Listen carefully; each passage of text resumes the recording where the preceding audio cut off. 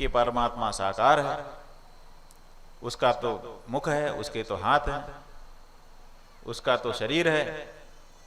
और कुछ लोग कहते हैं कि नहीं नहीं, परमात्मा तो निराकार है, उसका काहे का आंख, काहे की नाक, काहे का मुंह, काहे का शरीर।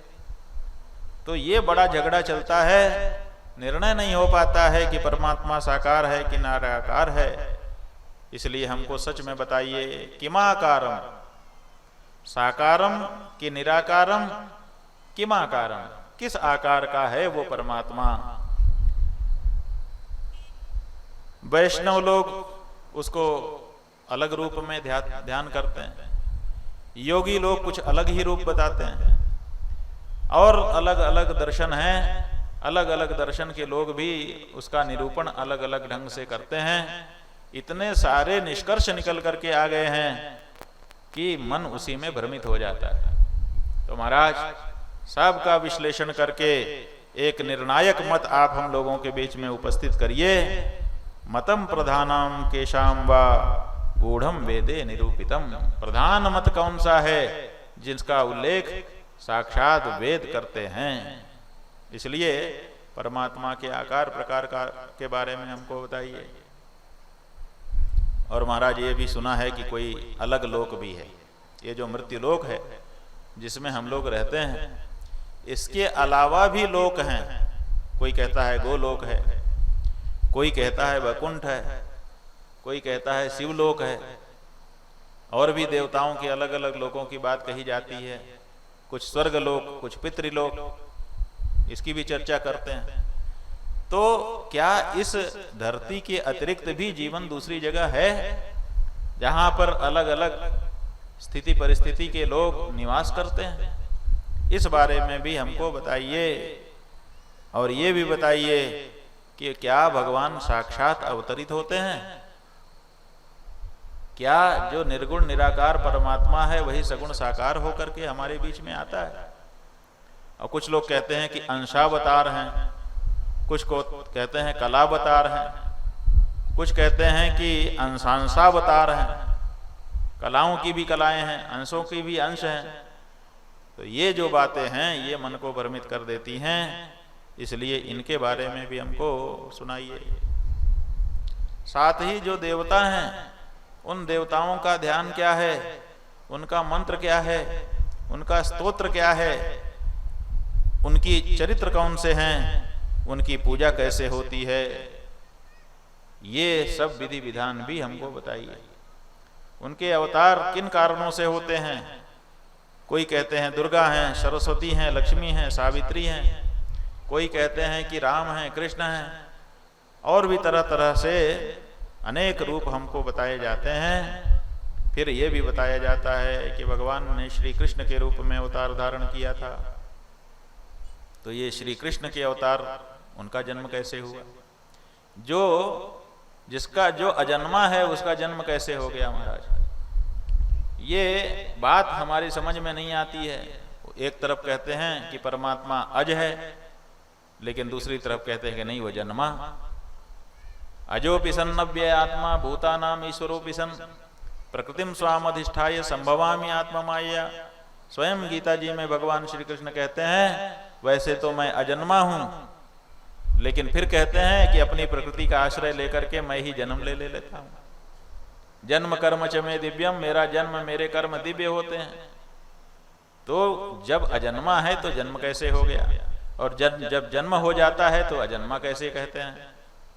तो ये ऐसे कुछ पेंच हैं जो बने हुए हैं, और इनके बारे में हमारे मन में स्पष्टता हो ही नहीं पाती है।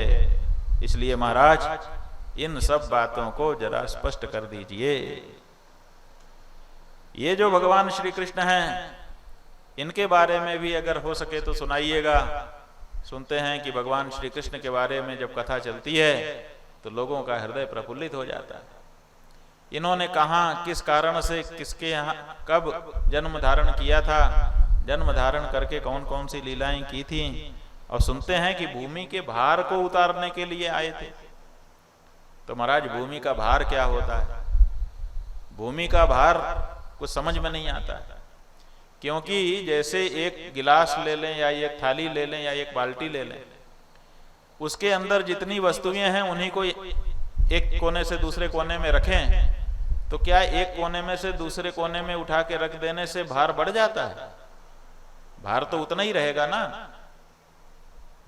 पात्र के अंदर जो कुछ हो रहा है उसमें कुछ ना तो घटता है ना तो बढ़ता है। तो ऐसी स्थिति में किसी समय भूमि पे भार हो जाता है और किसी समय भूमि का भार उतर जाता है। अरे भूमि तो यही है, और भूमि पे जो संसाधन है, पृथ्वी जल वायु तेज आकाश, ये पंच तत्व हैं। ये पंच तत्व आपस में रूप अलग अलग बनाते रहते हैं, लेकिन अलग से तो कुछ आता नहीं है। तो ऐसी परिस्थिति में भूमि तो एक जैसी ही हर समय रहती है, लेकिन किसी समय कहते हैं कि भूमि का भार बढ़ गया, और किसी समय कहते हैं कि भगवान आए और उन्होंने भूमि का भार उतार दिया। तो ये भूमि का भार बढ़ता कैसे है? जब कोई चीज नई आती नहीं है, यहाँ पर लदती नहीं है, तो भूमि का भार बढ़ा कैसे? और फिर कोई वस्तु यहाँ से जाती नहीं है तो भूमि का भार उतरा कैसे? तो ये जो भूमि के भार के बढ़ने के बारे में और भूमि के भार के उतरने के बारे में बातें कही जाती हैं, इनके बारे में भी समझाइए। महाराज आपको बताना ही होगा। शिष्य पृष्ठम अपृष्ठम वा व्याख्यानम कुरुते च यः स सद्गुरु सताम श्रेष्ठो योग्या योगे च यः समः। महाराज एक होता है गुरु जो ज्ञान देता है, और एक होता है सद्गुरु। तो महाराज गुरु में और सद्गुरु में अंतर क्या है? जहां तक हम समझते हैं गुरु वो है कि शिष्य ने जो पूछा वो बता दिया। माने कई तरह के हैं ना। अब एक गुरु आजकल अपने विद्यालयों में नियुक्त हैं, वो क्या करते हैं कि जो पाठ्यक्रम की पुस्तक पहले से बनी हुई है, जो पाठ है उसी पाठ को बच्चों के सामने दोहराते हैं। पाठ आए, खड़े हुए, पाठ पढ़ा दिया, थोड़ा सा उसका व्याख्यान किया, हो गया। उस पाठ के अतिरिक्त कोई दूसरी बात नहीं करते। एक वो हो गए। दूसरे ये हैं कि थोड़े से कृपालु हैं, पाठ पढ़ाया, पाठ पढ़ाने के बाद बोले बेटा कुछ पूछना हो तो पूछ लो। तो किसी ने कुछ पूछा तो जिसने जो पूछा वो बता दिया कि अच्छा ठीक है, लो ये तुम्हारे क्वेश्चन का हमने आंसर कर दिया। अब दूसरे एक गुरु और होते हैं, उन्हीं को सदगुरु कहा गया है। वो क्या करते हैं? कहा शिष्य पृष्ठम अपृष्ठम वा। शिष्य ने जो पूछा वो तो बताना ही है, जो नहीं पूछा लेकिन उसको जानना चाहिए। गुरु ऐसा समझता है कि मेरे शिष्य को ये भी जानने की जरूरत है, अभी उसका मस्तिष्क नहीं जा रहा है कि ये भी पूछ ले, लेकिन नहीं जा रहा है उसका मस्तिष्क तो मैं क्यों छुपाऊं? उसकी जरूरत की वस्तु है, उसको भी मैं लगे हाथ बताए देता हूं। उस गुरु का नाम सदगुरु है, जो पूछे गए प्रश्न को तो बताए ही, लेकिन जो नहीं पूछा गया लेकिन शिष्य के कल्याण का हेतु बन सकता है, वह ज्ञान भी अपनी तरफ से ही शिष्य को बता दे, उसी का नाम सदगुरु होता है। तो हे सूत जी, आप तो सदगुरु की श्रेणी में हैं, इसलिए जो हम पूछ रहे हैं उसको तो आप बताएंगे ही, लेकिन हम जानते हैं कि जब आप बताना शुरू करेंगे तो जो भी हमारे कल्याण की वस्तु होगी वो सब आप बताएंगे, इसलिए आप हमारे ऊपर कृपा करिए, बताइए। सूत जी ने कहा ये सब सुन करके कि देखिए आपने जो प्रश्न किए हैं क्रम से हम उत्तर देते हैं। सबसे पहली बात तो ये है कि आपने ये पूछा कि हम कहाँ से चले हैं और कहाँ जा रहे हैं। तो आपको हम बता दें, सिद्ध क्षेत्रादागतो हम यामि नारायणाश्रमम। मैं सिद्ध क्षेत्र से आ रहा हूं और नारायण के आश्रम में जा रहा हूं। यही क्रम है। व्यक्ति पहले सिद्ध मुनियों के पास जाता है, गुरुओं के पास जाता है, और फिर वो भगवान के पास पहुंचने का रास्ता बता देते हैं।